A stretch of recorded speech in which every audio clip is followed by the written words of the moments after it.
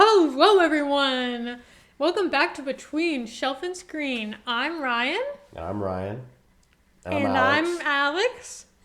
And today we're covering The Walking Dead Season 1. Are you ready? That's a good White people. one. White people be like. So, we are energized and here to bring everyone our unasked opinions on The Walking Dead. Well, as always. that's not true. Everybody's always like, I cannot wait for your next episode. Please put it out already. I'm constantly getting like DMs because I'm famous, and they're like, Alex, like, what's the next one gonna be on? I'm like, you should watch the last one. Alex has this new inside joke with himself where he pretends he's living a side-by-side life with Ryan Gosling. No. It's like I am Ryan Gosling. it's like his persona or something. I don't know what that is. It's okay. I'm right. That's why I said I'm Ryan.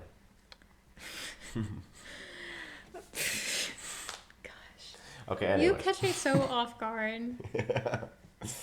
Because I'm kind of a genius. Comedic genius specifically, but just a genius all around as well. Can you name a few topics Nope. that... Is that one of your geniuses? And knowing when the right time to say no is? Nope. Okay, all right. Let's not get too unhinged. It's within the first 5 minutes. Yes. I think we get a little grace period. Right? Totally not people tuning out right away. Yeah, they're just like, oh god, these two are insufferable. Listen. Not being no, like mostly on your part. But anyways, we'll move on. So, what'd you think? Did you watch it? Like, No. So, oh my gosh. I mean, I feel like people are gonna say, first of all, shut up. We already know what you think. You've been talking about it forever. But, like, every time I rewatch it, I feel like I get more involved. Yes. I just fall right back into it. Especially the first season. Yeah, the first season, bruh. I mean, I'm sure everyone's seen it at this point. Like, I think we're 10 years too late for this trend. Yeah, I'm not sure, maybe a though. little bit, yeah. But, I mean, everyone's seen it. And some people didn't like it, but I think the majority can admit that it's just so, like, the writing, fantastic. Probably the best part. That's what carries it. The CGI or special effects, Lacking. ooh, we don't talk about that. Yeah, they definitely did not have that funding in the beginning. I get all No, that. but it adds a little charm to it. No, it does. It really does. And, like, all around really well casted. Like, Andrew Lincoln, like, blows it out of the park. Like, I can't believe he's British. I know, right? Ricky Dicky Doodah Grimes. Have you never seen that?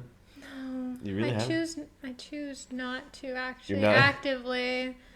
Seek out Walking Dead memes? No, it's not that. I just actively just ignore everything you say. Yeah. And that's just out of my mind already. No, it makes sense. What were we talking? So, anyways, Yeah, no. Andrew Lincoln, fantastic. John Bernthal, awesome. The actress that plays Lori, I've seen her before in a couple things. I cannot name. I can't really either, but like she is amazing as well. Like just all around, like there's not a single really bad actor except for like maybe the kids, but like they're kids, so it's like, What do you have against kids? Hate them. No, honestly. Sounded like you said I ate them first. I ate them. I ate kids. No, Carl, Sophia, pretty good. Like I don't think we can really ask for much more from them. Yeah, they're like kind of doing their job as like kids in the show. Yeah, and exactly. In real life too. Yes. So. But yeah. I mean, they're not kids now. Isn't that crazy? No, yeah, Carl is like a dashing young fellow. I think Carl's old. Is Carl older than you? Honestly, no. I think I'm a little bit older. Yeah, you're pretty old. Yeah. He's definitely older than me. That's weird to think about. No, it is. But like, there was a lot of talent in the show. Just like as far as like the writing and the acting, do fantastic. And honestly, like the special effects department, like practical effects. At the time period too. Yeah. It's like Well, That's what you got. It's well, pretty good. no, yeah, like the practical effects are just yeah. on point. Like they look really good. And I think they had like, instead of kind of adding in like the huge hordes, like they actually had just straight up people. Yeah. Which is awesome. Insane. The amount of people, especially in Atlanta. Oh yeah. And I want to talk about that for a second. Like I feel like I don't know if there's really a difference between the comic and the show, but the walkers are like in season 1 specifically, like they're a threat. Like they can run. Some of them pick up rocks. Yeah, I don't know what they were going on about that, and especially like the one turning the doorknob. Yeah, and Morgan's wife. Well, at the very beginning, the one that carries her little stuffed animal, like the girl. Yeah. So like I feel like as the seasons went on, they kind of just like slowly like lost everything that had like there was potential for what they were thinking with that. Yeah. Because like, and they even brought up like it seems like she knows the house. Yeah. And then they're like, nah. Yeah, no, they really don't touch on it. Not even with Dr. Jenner, which is kind of disappointing, but at the same time, I like the mystery a little bit. I feel like I feel like they were going somewhere with that, and then they just realized that it wasn't going to turn into that, so they just left it as a plot hole. Well, there is actually. You didn't watch the last season, and I assume most people that are watching this probably have. So, but like, and they bring that back in the last season a little bit. Like, there's ones that like climb walls, they pick up objects and stuff. But like, it's weird. Like, it's weird because at the beginning you're like, okay, it makes sense that they still had like a little bit of the person before in them, because it's like fresh. Yeah. Like the brain's still somewhat functioning, but then as they go on, they kind of just deteriorate. Yeah. And you're like, oh, that makes sense. But then they had this angle where like, oh, they're walker variants, like they're evolving, which is a choice. I'm not sure I like, but variations is a choice. Just so you guys know, you have the choice to vary from other people and walkers. Yes. Yeah. Very profound. Thanks. I don't know. I feel like because the comics literally never. Right. They're all just walkers. Like. Yeah, they were. Which I feel like if something like this were to happen, they wouldn't have access to any of the actual brain's memory. Yeah, because it's just the stem. Yeah. And realistically, if just the stem comes out, like obviously this is not like super duper realistic science fiction, but if just a stem came back, they'd just be like a vegetable. Like they wouldn't be able to move, Right. Yeah. Like, and actually function and like rip through things. Right. And like. And muscle, like, they're so strong, yet they have like no muscle. Right. To like function. It's so interesting. I think what makes the walkers strong is like that they don't feel pain, so they just move past literally that. Rip their own limbs off to the point. Yeah. Yeah, but like the walkers and like getting back to the point, I guess walkers in season 1, they're no joke. Like they're actually a threat. Like I could see them, not taking over the world, but potentially being a big problem. They kind of are. Like that's kind of the whole point. Yeah, but just talking on the realism. You get what I'm saying? Yeah, I feel like this show and the comics did a really good job showing kind of the immediate effect that this would have, because, oh my gosh, it would have destroyed everything. Like, gosh, how long had this season gone over? Like, a couple months? I mean, Rick was in a coma for about a month. Yeah. And then it started getting colder. But they weren't at that campsite, not as long as the comics, because they had like actual training. Yeah. They didn't go past summer, which like I think that's a good change, me personally. And the big elephant in the room, Shane. I like that he Hold on, let's not get into this yet. Let's finish off with our final thoughts of the show, which is basically that we love it. Yeah, season 1, it doesn't get much better. Yeah. Comparison-wise, or accuracy-wise, I think it covers almost the exact same events. It just adds more to it. Like, that's basically it. With the addition of new characters. Yeah, new characters, and it does change a few characters. Like Shane, as we mentioned, completely different. I would say he's the biggest change. He's not I don't think that the actual like virus affected him as much as Shane in the comics had it affect him, where he just like was kind of pretending like everything was going to be okay and the government would save him. Right. This is like a light spoiler. I don't think this is a spoiler. No. Also, watch our last episode because we've explained it. So if you haven't yet, click off and watch that now and then come back to this. But basically, Shane in the comics was just like very unstable, and then I feel like in the show what affected him was just Lori and that whole just like going down, but he was like kind of reasonable in the sense of the virus more so. I think he was more reasonable in the sense where like he adapted faster than Rick did.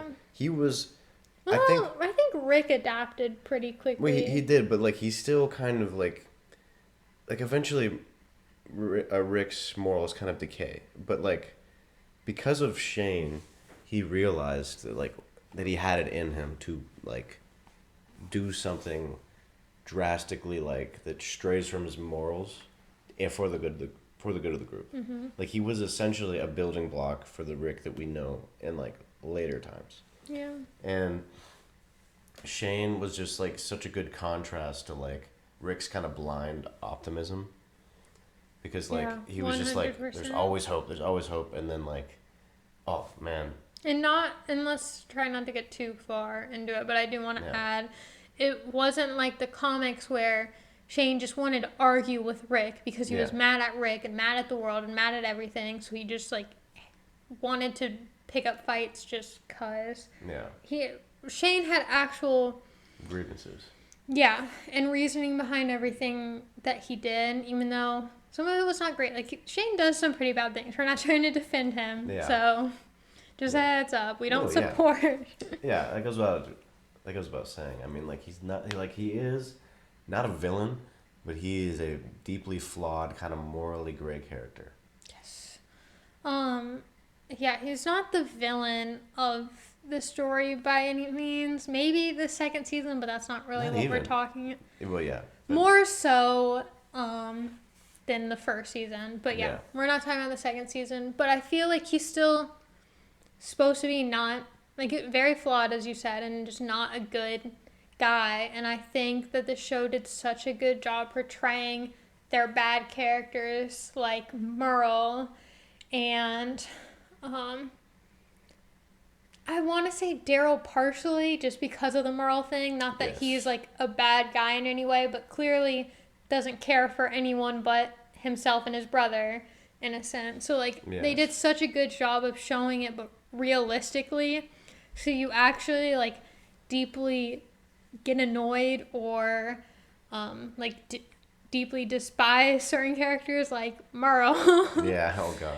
He's pretty bad. And Shane in some instances, like... Right. But it's not like they're just doing things as a villain just to be a bad guy. Like, they have a reasoning behind the way that they're acting. Right. So okay, that's one of the things I find, like, the most satisfying and, like, one of the things I enjoy the most about this series, basically. Absolutely, yeah. I agree with pretty much everything you said. Said all I wanted to say. I remember watching The Talking Dead after this a little bit when Merle comes back in a later season and then yada yada. We won't get too far into that. But there was like a fan theory. I'm not sure if it was a fan theory or if it was like canon. Mm-hmm. But basically like all the walkers coming up to like the campsite that night that like Merle like stole the van and headed off. Everybody theorized that was Merle dropping them off. Yeah. So what do you think? Do you think that's what happened? That's so interesting. Because they hinted at it. They're like, oh, like he's gonna. He took the van, yeah. Yeah, and not only did he take the van, but he's like, he's gonna wreak vengeance on that group. Like, they kept saying it. Oh my gosh, maybe, but like, how do you? I don't know. Merle of all people would be the one to be able to find a way to lure. Sort of a decent amount. Yeah. Lure them on the back. How would you on your own? Yeah, like It's like, how do you run out of the truck? That's so. He probably would be able to do it because he's crafty and like he's Might have like just relentless. grabbed him and threw him. Yeah, no, honestly, like he's like. Oh a wait, he didn't have crafty a dude. hand though. He So I think he just could one have done hand. it. Me personally, this is canon for me. I think he loaded up those walkers, dropped them off, and then said, "Screw you guys," and left.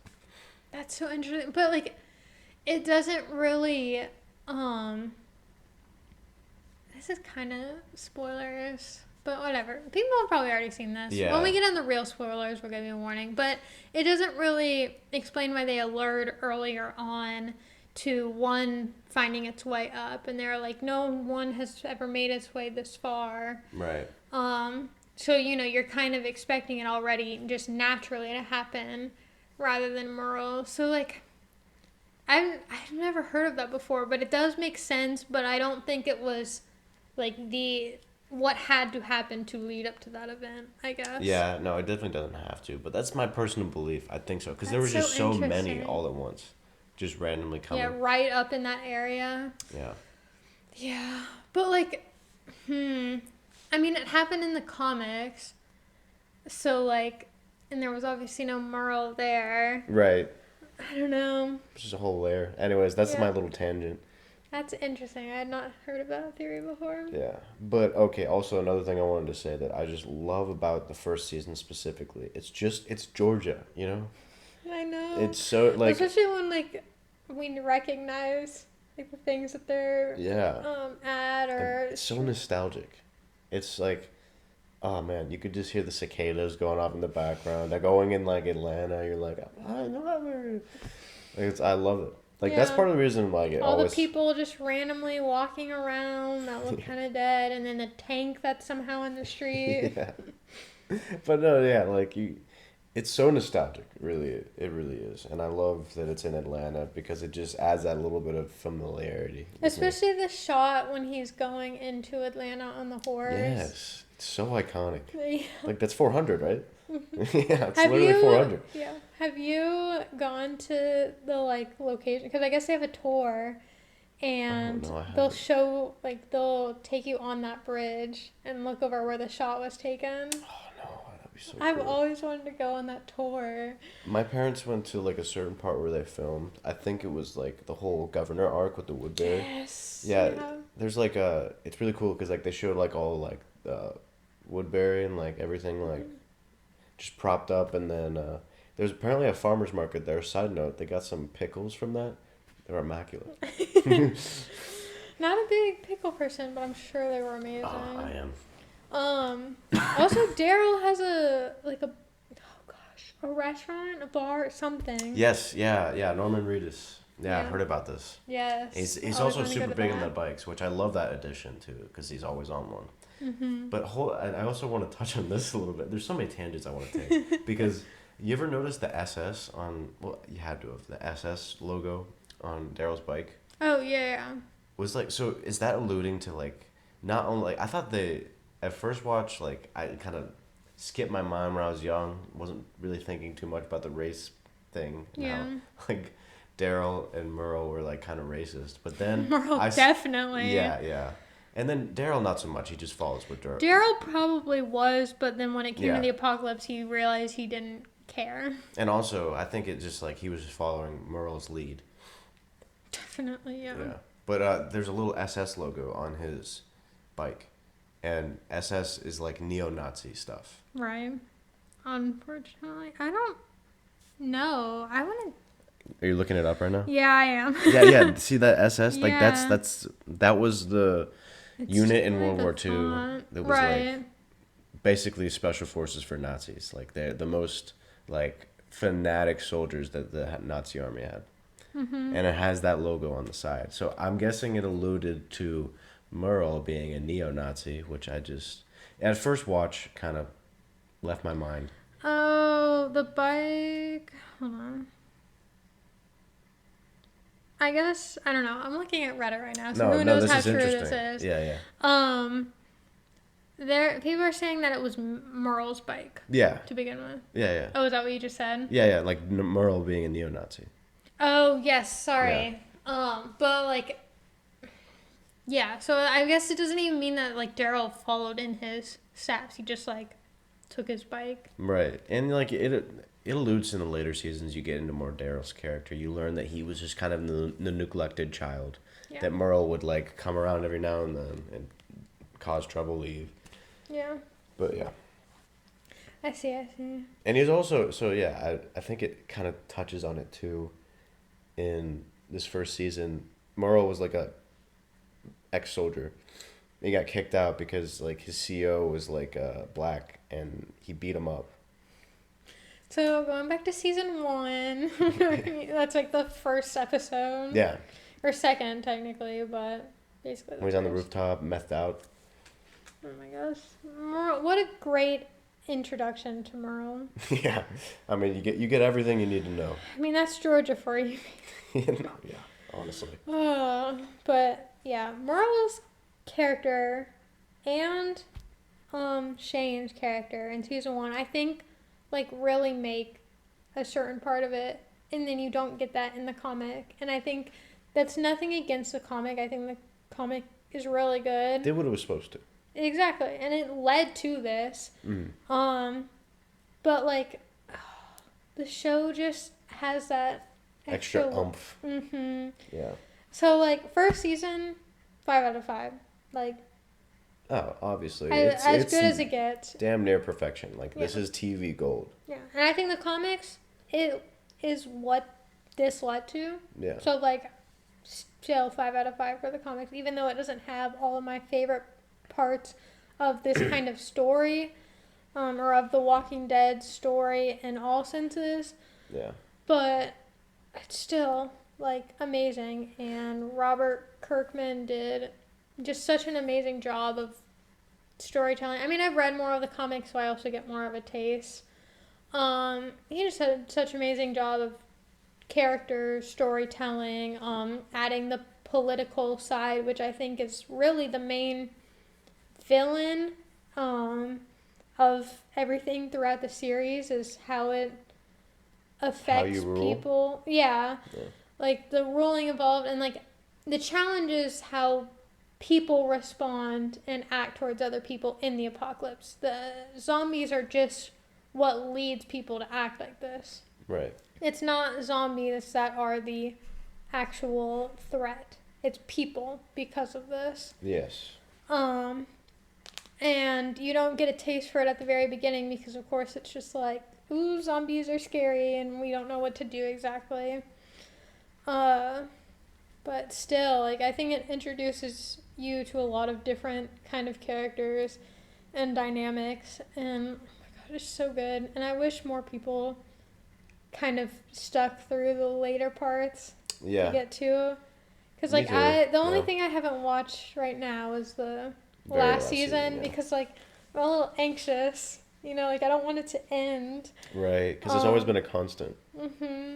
So I've just kept putting it off, but I'm expecting it to be so good, and, like, from what I've seen from the 2 seasons before that, maybe even 3, it just, like, picked up so much better after they changed directors. Yeah, they got new, I believe they got new writers as well, which, like, just made the show.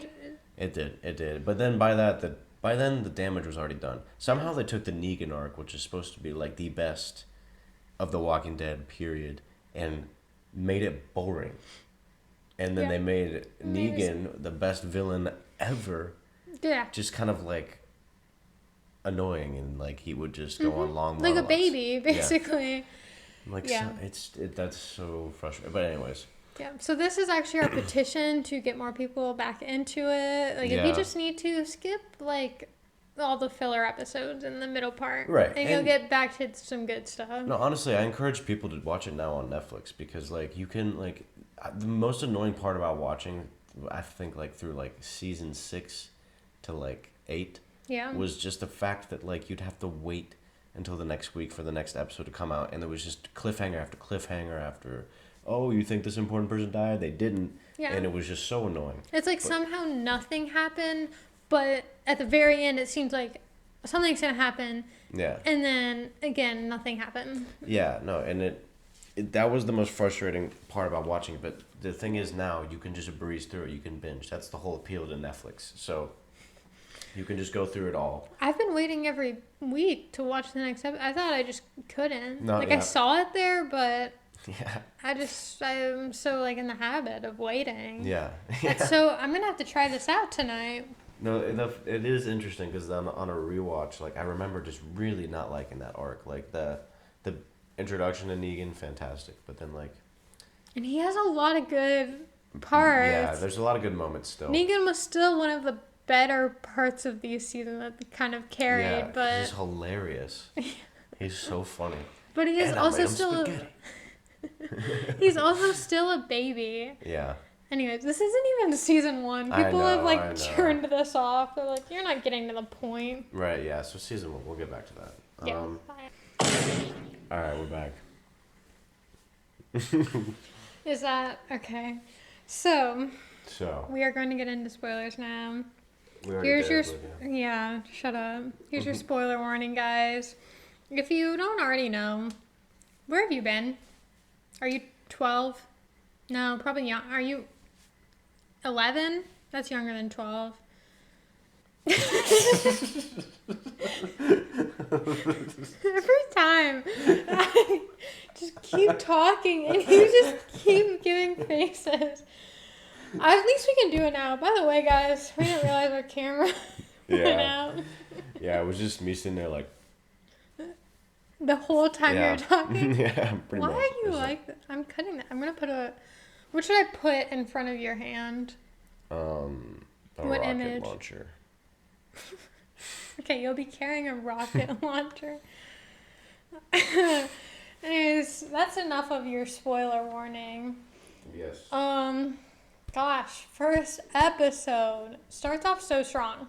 A banger, of course. First of all, one of a big change is like the whole scene where they're Shane and Rick are talking before they get called, which like puts into perspective their dynamic before the apocalypse and just them as friends and whatever. And like that conversation is so good. It tells you, everything you need to know. Exactly. And more. And it's so interesting. Like, it seems like such a minute thing, but like reading the comics, that I think is one of the scenes that I missed the most. Yeah, I definitely would have loved to get that edition. I think my favorite part was just like showing how Shane is and how he's just very much so like kind of a D-bag, you know. Yeah, 100%. Yeah, like 100% a D-bag. And then it shows Rick, who's just kind of this calm, subdued guy, and he's got issues at home with his wife. Which is bit, also a different edition. Right? Yeah, laying some seeds of doubt in their relationship, and then, you know, it just sets it all up perfectly. Yeah. And then also kind of going off of that, another change with their dynamic is that Shane told Lori that Rick was dead, which like not really like he genuinely thought that Rick was dead. Right. Good reason, but still that was different from the comics. Right. Which like later led into their actual relationship, because in the comics Lori and Shane only had one night, while like they were a thing. They were going at it in the show. So a lot. It was a very which also changed Lori and Shane's dynamic, because I think Lori like hated him more. Right. There was a lot more animosity. Yeah, that's a good way to put it. So that was completely. I feel like a lot of our conversation is gonna revolve around Shane just being different. Yes, in such a good way. Shane is genuinely, I think, one of the best written characters. I like talk about this all the time because Zuko Shane. Okay, continue with your list. No one. Oh, from Perks of Being a Wallflower. Yes. So, genuinely, like the downfall of Shane too. Masterful. It just, it fits so well, and it's like just slowly things ticking them off, and and he does a pretty bad thing, like at the CDC, like terrible thing that he did to Lori. Yeah, oh yeah, almost and then forces himself on her. And then he bounces back a bit. Not saying that he did good, but like, he's kind of, what's the word? Just like in the background for a part. I mean, this goes into season 2, but he just is like back and forth, working through his own like dynamics, and then it just is still like a whole decline. Right. And I think it was like the circumstances and everything was just done so well because like Shane legitimately felt guilty for like leaving Rick there because he thought he was dead. But yet Lori just unfairly, but like rightfully so in her mind, just kind of declares him as, oh, you're a liar. You said he was dead. And then it's not the full picture that you're getting. Because like Shane really is like beating himself up about that, which Rick doesn't really blame him for, but like Lori just says like, don't talk to me or my family, I hate you now, and then Shane doesn't even get to explain himself. But she also feels like used at that point because they jumped into that. Absolutely. And that's why it all makes a lot of sense. Right. And then when his like breakdown of the CDC with Lori just makes it all that much more just realistic. Right, because he's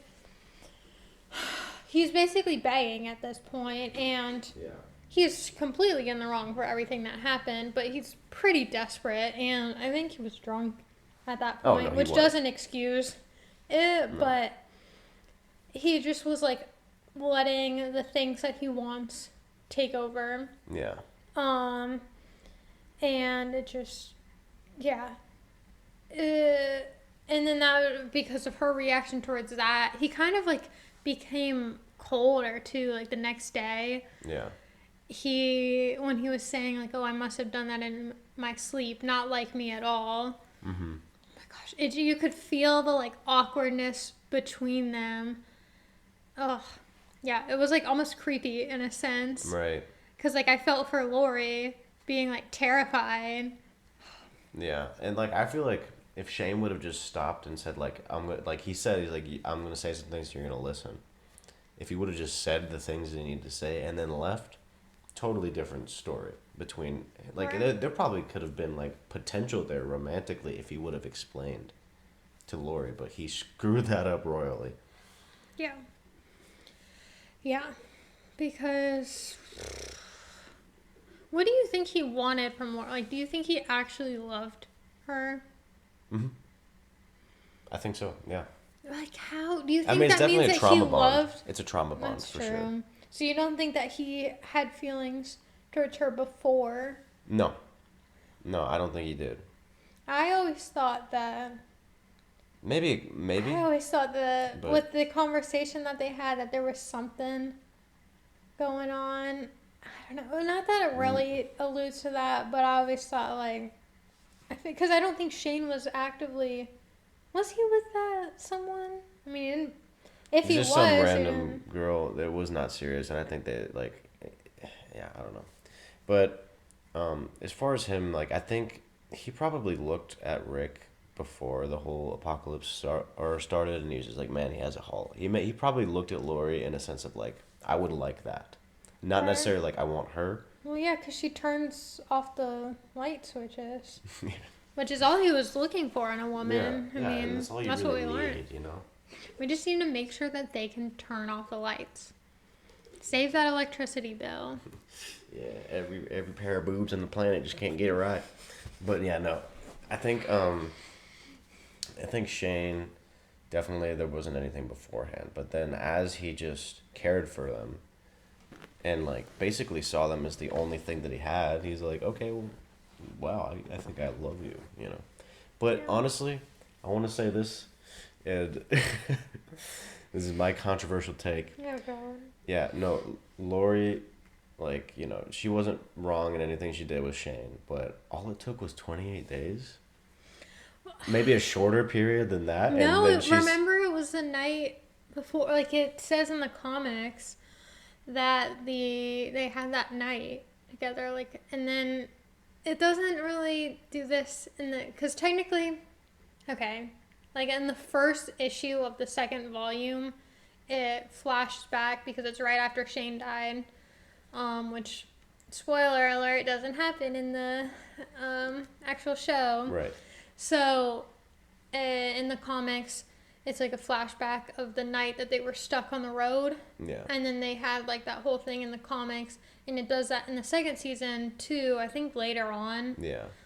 Since Shane doesn't die, like it's Yeah. not as rushed, but they had that night like right away, and I think it was more of just like a Clinging to comfort, thing. yeah. Yeah, I don't at the think same time, like, it's just like, wow, Lori, like, that soon. My controversial take. Oh, it definitely. Because it also continued. It wasn't like in the comics. It Yeah. did make it out to be a one-time thing, and he just became obsessed, which I think Right. is like way creepier. Yeah. In the way that he acted there, because he did seem more of like an obsessive, just creep, unstable in the comics, while this, he just was slowly losing his mind. Yeah. But and he was obsessed, but it wasn't creepy in a sense. I mean, he did creepy things.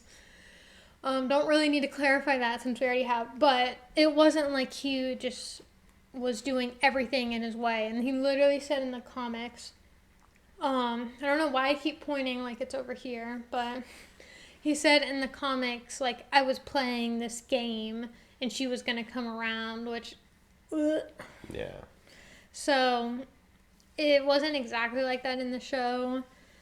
And so I can agree that it was weird that they continued their relationship, especially since, like, the scene where she takes off the necklace that has, Yeah. I was like, I don't know, but Yeah. like people, Yeah. she maybe it wasn't really defining it into anything, and she just needed something to distract her. I mean, there's kind of a whole and apocalypse. like, you know, obviously, yeah, it's her way of grieving, but at the same time, I'm like, that's kind of not. That it rubs me the wrong way. That like instantly, like, oh, my husband's dead. All right, well, here's this lifeline. It could have just been like a shock thing, and like No, literally just a No, it makes sense and everything. Yeah. But I'm just like, a month? That's it. That's it. Less than a month. That's all it took. Yeah, it's interesting. It was an Yeah. interesting addition to the show. I don't know. That's a hard thing to say. It is. 'cause It is. people Just me personally, that's my controversial take, and you can come at me in the comment section if you want. Our first controversial take is that we liked The Walking Dead. Yeah. Like, Yeah. No, people honestly. got tired of that. Yeah. And But yeah, with Lori, I mean, like season 1, you know, my complaints with Lori don't start until like season 2. Yeah. She was fun in the season 1, perfectly likable and also well written. Yeah. And Andrea as well. Well, I mean, the fact where she like pulled a gun immediately on the rig, I was like, Yeah, but I mean, also kind of justified. it was a reasonable response because they were kind of in an apocalypse and they were definitely gonna die if they didn't find a way out. Yeah, it was Rick's fault and everything because he's just like, like I'm riding a into- horse into town. Yeah. Yeah, and then Him I on his loved cowboy. Glenn's introduction too. I thought that was like, it's like the character from the comics again, but more. Yeah, and it actually explains what his reasoning behind actually saving him, which I feel like you could kind of take that from the comics Right. as this show did. Yeah, he's just like a stand-up guy. Yeah, and he was like, I would hope someone would do this for me, which, makes sense. Dude, okay, I also, sorry, a small tangent, but you know at the end where Rick goes, thank you for giving us a chance. He's like, we're appreciative. And then Dr. Jenna goes, the day will come where you won't be. You know the episode where Negan, like, bashes in Glenn's head? You know, it's titled The Day Will Come Where You Won't Be. I didn't know that. Isn't that crazy? I got chills when I just said that. Oh my gosh. Isn't that crazy? That's insane. I love that callback. That's perfect. That's good. Because it's not even like talking about Glenn, because Yeah. obviously he probably wasn't grateful for that. Yeah. But like Rick, Yeah. like his whole life shattered. I mean, he was controlled. Yeah. Like all the episodes after that. That's the day that came that he wasn't. And that was, I would say, the best part of that whole arc when like Rick was literally like a soulless shell of a person at that time until it started picking up. But like seeing that, it was insane. My stomach. And he, Yeah, it's such a like gosh, I love that Lincoln callback. Oh, Andrew Lincoln, did his such acting. a good job. Oh my god, I remember it's all over my For You page because I love like the clips of The Walking Dead. And I love the memes. I think they're really funny. But there's people that like have reaction. They'll react to like the show and everything and introduce people to it for the first time. And one guy was watching and he's literally saying like what we all felt. He's just like, I've never seen Rick like so submissive before and just pathetic. Yeah, genuinely. Yeah, like, and it's such a shock. But you know, that's my tangent for that. But that's such a cool callback. Yes, and we can jump probably into the CDC mentioning that because that's like one of the other biggest changes, I feel like, because that was just not at all, like it was slightly mentioned, you know, there could be something happening there, but like they never visited that in the comics. And like I am glad they kind of touched on that because that probably would have been like my first thought, especially when the government said, you know, safe place, Atlanta, like we're trying to find a way to stop this. I feel like last resort they would have protected the CDC for obvious reasons. So like I really liked that addition of them like giving and or like just hoping there could be some chance of survival for the mass populace, some kind of cure. Also, am I dumb for like what did CDC actually do? Like explode if all things failed? No. Yeah, like that. I mean, that was like I appreciate them adding that, but I was like, this is such a silly thing. Yeah. Because I get that it's harmful, but like, there's no way that that's just not. I don't know. It's so weird. Yeah. I mean, it's dramatic effect, and like a thermobaric explosion would destroy all the diseases potentially, but like, I think I feel like they just like lock it away. Yeah, definitely. Like if you just seal it up, because it's underground. If you just seal it up, you're good. Right. Well, just like be dumb, and they're actually like, nope, we just explode it. Yeah. Which I mean, like, and they added that in. Like, I guess it was just part of it or whatever, but yeah, like when Dr. Jenner like burned a certain part of his glove and then it blew it up. Like I guess it was a new function. Specific room. I feel like that'd make it worse. Yeah. Like Yeah. No. I guess it was a new function for just that virus since they were just like so scared of it. I don't know. It was kind of interesting though when he was talking about like the dynamics of the virus and they couldn't really figure out what it was or anything. And they actually, if you're a Last of Us fan, they're like, oh, like what is it? Is it fungal? Is it this, that? They're running through all the possibilities. I'm like, fungus, Last of Us, mushrooms, so cool. But yeah, and I'm a pretty fun guy for bringing that up. I'm a pretty fun guy. But yeah, and like, oh yeah, remember when he whispers into Rick's ear at the end? And As a spoiler, though, we can't bring that up. We're only talking about the first season. It wasn't the first season. That was in the first season, but we don't know what he said until later on. Yeah. So you guys should probably watch if you don't know the secret. Right. And that single fact right there is the only reason I could see that disease actually being a really big threat. Yeah. Insane. Oh my gosh. It gives me chills every time. Chills. But yeah, and then like seeing everyone react also to that bit of like hope that they give, and not like the sense that they have a cure, but just like a little bit of normal life, like with the showers and the food and the drinks and everything. Yeah. And they like just kind of splurged, and we saw a lot of true characters come out with Shane and Rick, you know, saying that it was just a matter of time. Yeah. Mm-hmm. And oh my gosh, Andrea. Yeah, and Dale. So that whole situation. Yeah. So what? Okay, like you know, obviously it's one of those gray situations where like people can interpret it how they want to, But I don't know. Do you think Dale is in the right for that? I think so, because Dale didn't say, like, um, I'm doing this out of spite. Like, you have to now, to save me, you have to now, like, save yourself. Dale just genuinely didn't want to live if it wasn't with Andrea, if it wasn't with what kept him in. Because he already stated, like, he had no hope. And he probably would have wanted to die with this new virus, because also a little minor change, his wife died to cancer rather than everything going on in the comic, right? Like, she died to the virus in the comic. Okay, yeah. I'm pretty sure, right? I don't know if it even mentions it, if I'm gonna be honest. I thought it did, because it mentioned, like, how long she survived with the virus, Right. or like how long until she turned.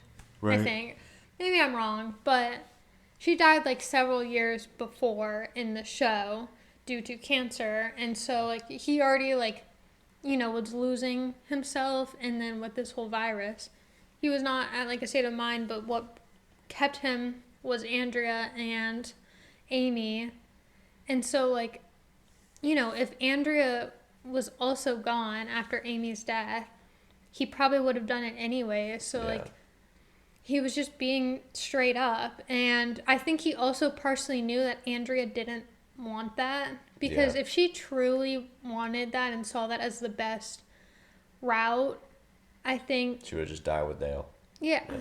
Because like he really didn't do it to make her guilty, I guess. Like I think that was part of why she got out, but like it wasn't like he was saying it to make her feel bad or anything. Right. And I think like his whole monologue with that going on, of him saying like you can't come into someone's life and make them care. Yeah. I was like, yeah, that hurt my heart. Yeah. I love Dale too, because he's like such a realist, but so sweet. Yeah, he's just a very kind person. I think the best that we get out of Dale's character is definitely that monologue at the end of season 2. Or not at the end, but like halfway into season 2 before he dies, when they're trying to figure out what to do with that prisoner Randall. You know what I'm talking about? That is like the best. First off, some of the best writing. Second off, one of the best performances out of anybody in The Walking Dead. I feel like he's so undervalued, especially with Herschel. Yes. In later seasons, which I love Herschel too. Herschel's awesome, yeah. Yeah, he really grew as a person. But not saying that they made Herschel too kind of make Dale in the shadow, because like they're their own separate people, but I think that's how people view it. Which upsets me, because like Dale, he was so good from the beginning. Like, he was too good for the world. But. Yeah, I feel like he didn't let this kind of world phase him, and it's just insane to see in like an apocalypse. Right. And then, I guess that's season 2. I'm not gonna get into that. It's so good though. Like that monologue is some of the best ever. Honestly, like when he's like at the end, he's like, "Are you gonna watch too?" When he's like crying, I was like, "Dale, no." They have so many good monologues. Specifically, I feel like in season 2.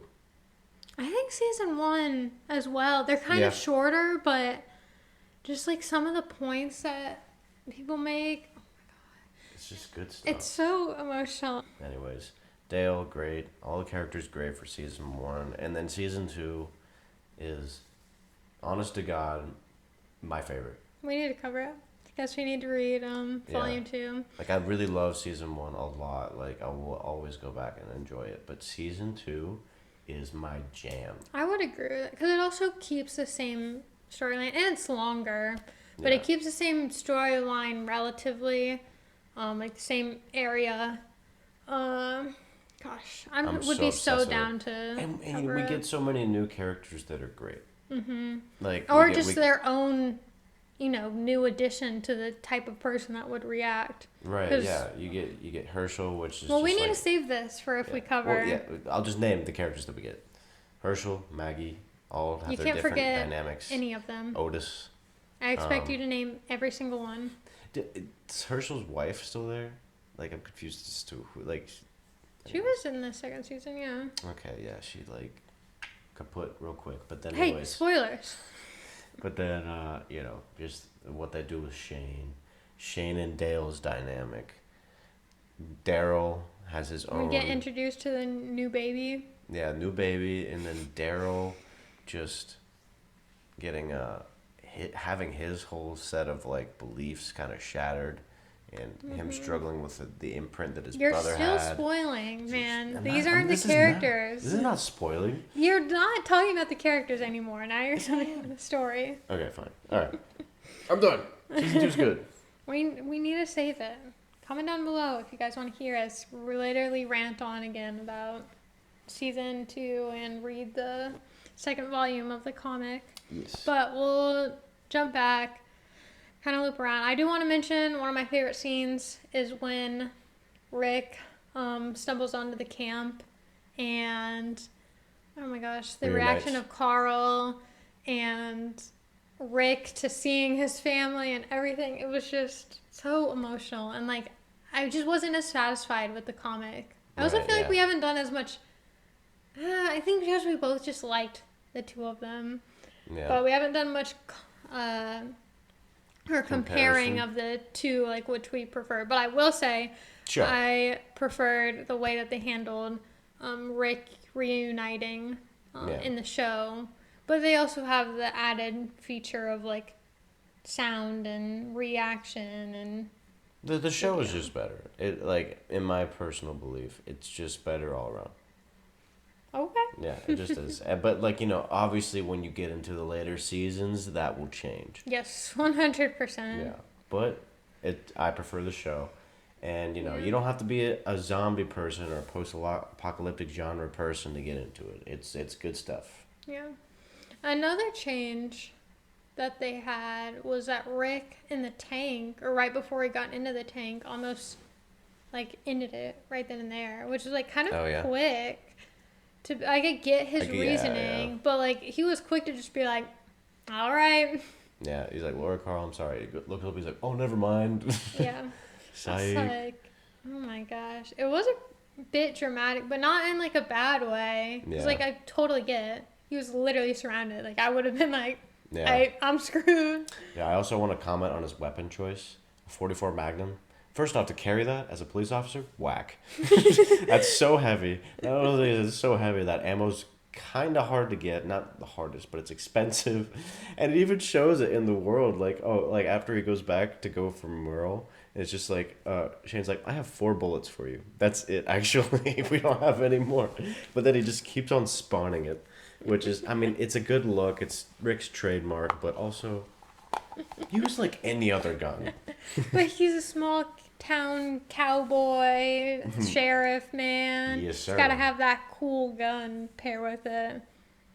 I don't know anything about guns, so. Yeah, I mean, anybody who knows anything about guns would see that and be like, oh yeah, that's whack. That's so That's whack. not reasonable. Shane's just got his Glock, and like that's the most practical, good weapon to use. I do know that one. I got a Glock in my Rari. Oh my god. Get out of here. I'm leaving right now. This is a no Rari zone. What else? What other? Any other changes you can think of? I mean, we've really... there was that whole addition to Glenn getting kidnapped, Daryl and agreeing to go meet up and like see all the gangbangers with like the that are protecting like the retirement home. What do you think about that storyline? I liked it. I thought that was funny when the grandma came out. Yeah, like, that was she goes, classic. Mijo. That was really funny. And then Rick's like, "Are you stupid?" And the Chihuahua, and then Glenn's like, "What, guys? He's having an asthma attack." Like he was already just a part of the group. That was a nice way to add in humor, but not make it seem forced in this kind of event. I feel like. So are you here to arrest him? Don't arrest Guillermo. It was so sad too, though, because you know they have no idea what's going on. Oh yeah. And like what I always thought about is, this is spoilers for season 2, or, gosh, later on, like a pretty big spoiler. So skip like 20 seconds from now. But one of them's going to die. Like, they're going to turn and they're not going to realize because. Right. Oh, yeah. Like, they're screwed. Yeah, they really are. So. Like, I always, I kind of, you know, obviously, like, this isn't necessary to the show. But I really wanted them to, like, go back to them and see, like, what happened. Because Right. I'm guessing, you know, knowing how the Walking Dead universe is, probably didn't end well.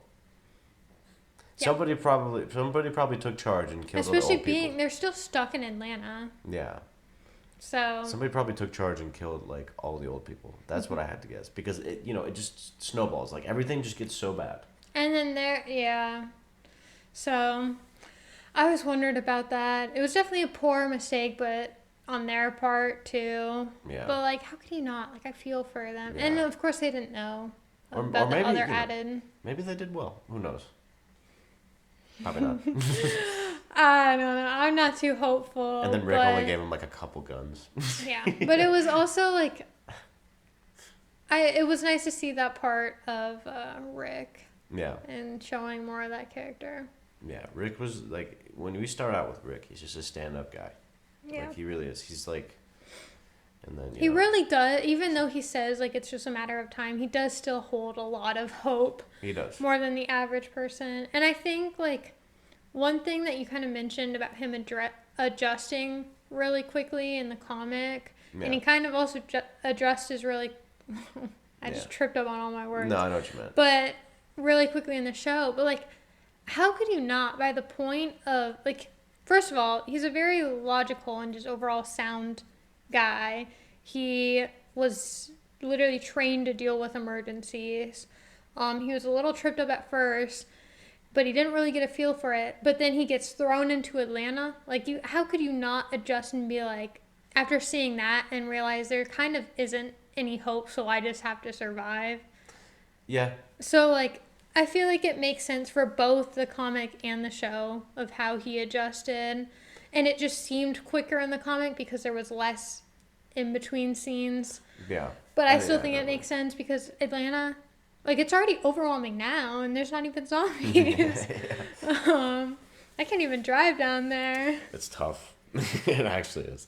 Bro, my eyes, I'd be looking like a zombie the way that my eyes stare at everything going on in all 5 lanes. Oh my god, I hate that. It's the Spaghetti worst. Junction is one of mankind's worst creations. But yeah, no, I mean, like, I think the show shows it a little bit better too. Just like him adjusting. Yeah. Just like little nuances that you can only get with time and money that a show would provide. Yeah. And like one of the things like of him adjusting is the whole monologue he has with Merle of saying like it doesn't matter what I was, you know, there's only dark meat and white meat, like the dead versus us. He's like, you know, I'm right now I am a man trying to find his wife and son. He's like, and anybody who gets in the way is gonna lose. That's badass. Genuinely. Also another scene where I'm just like, oh my god, taken aback. Like the monologues in this show is so just top tier. Yeah, it loses its way around like season 4. Then the monologues get to be too much. But like season 1 through 3, you get some pretty darn good monologues. It's just top tier. I suggest it to everyone. Please, if you haven't watched it yet, please watch it. Quickly, probably one of my last notes. I don't know about you, but just want to say, you know how they had like the whole to escape the building. They had to put zombie guts on them. And then Rick's like reading over the driver's license, which nice touch. It is like a little more personal, and they definitely don't do that later on. They'd just be whacking all zombies. But he's saying like, and the fact that he was an organ donor was funny. Yeah, that was funny. But the fact that he's saying like he donated to like this cause, and I'm going to tell my family when I find them about Wayne. He did not. So I'm going to hold that against him. Yeah, it's like, hey, so Lori. Dude, imagine like addressing that to you. Just like, hey, so Lori, so like I chopped up this dead guy and I put his guts all over me. All over me. And I just hugged you right after this whole situation. Yeah. But like, let me just tell you a little bit about this guy. His name was Wayne Dunlap. I wanted to. I'm glad you wrote that down because I forgot. I wanted to mention that. It's pretty funny.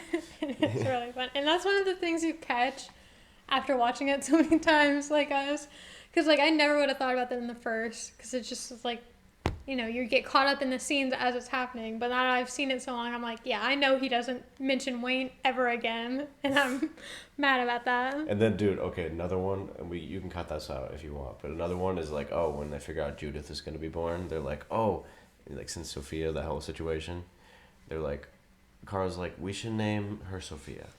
Yeah. And then randomly they're like, oh no, Judith.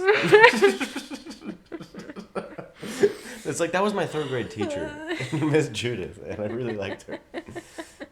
That was so funny. I mean, sad. It's just like, okay, bye-bye, Sophia. What's her middle name, though? Let's see. I'm looking it up. I'm seeing if it's in the lore. Judith Grimes. Middle name. Just in case you guys didn't know what I was searching up, I let you guys know. Judith Mueller. Grimes. What? No. Gosh. Judith. No. That's who was mentioned in the AMC Walking Dead. She's a former third grade teacher. So that was a teacher. Bro, give me the middle name. Bro. They have little moments like that, which is kind of funny. Like, you're like, oh, little like, plot holes. Yeah, they're just like, oh, I'm gonna tell them about Wayne Dunlap. Oh, I'm gonna name. But it's also kind of more realistic. Did it again. That's fine. It's also more realistic because like that's things that you kind of would say and then totally wouldn't cross your mind again. Yeah. It's not like it's actually story changing, but like. Yeah, I just remember watching it at some point. I'm just like, they're gonna name the kid Sophia. It's gonna be so sweet. They're like, nope, Judith. I'm like, oh, that's lame, actually. Like third grade teacher, like were you even in third grade? Like when the apocalypse happened? Are you even upset that Sophia's dead? Bro, there are no teachers anymore. Forget about her. Forget about it. Anyways, I guess is that our final notes? Yeah, watch The Walking Dead. The season Go 1 and 2. Watch it. Season 1, 2, and 3 can't go wrong. Honestly. Finish it, binge it all on whatever this Netflix is that Yeah. you're talking about, where you can like watch an episode right after each other. Spoiler alert! I liked the last season. It's pretty good. Yeah, I've heard good things about it. I'm so excited, but we are sorry about our camera. Yeah, it happened working. again, and it's probably me in a weird pose again. Yeah. Oh God, I might just like put like a whole black screen. You probably should. I'm so sorry, guys. Genuinely. But yeah, let's wrap it up before our camera starts to then, I don't know, freak out on us.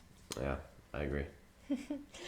All right, join us next week where we'll be covering a new book, unless we decide to cover The Walking Dead. Yeah, now. no, undecided. We have so many different ones that we want to throw at the wall right now. That'll probably be something we'd have to discuss more, or maybe loop back to if we don't cover The Walking Dead, depending on how people react to this. So let us know if you enjoyed this. Comment, like, subscribe, just The so we whole get shebang. a feel. Yeah, so we know what you guys are thinking.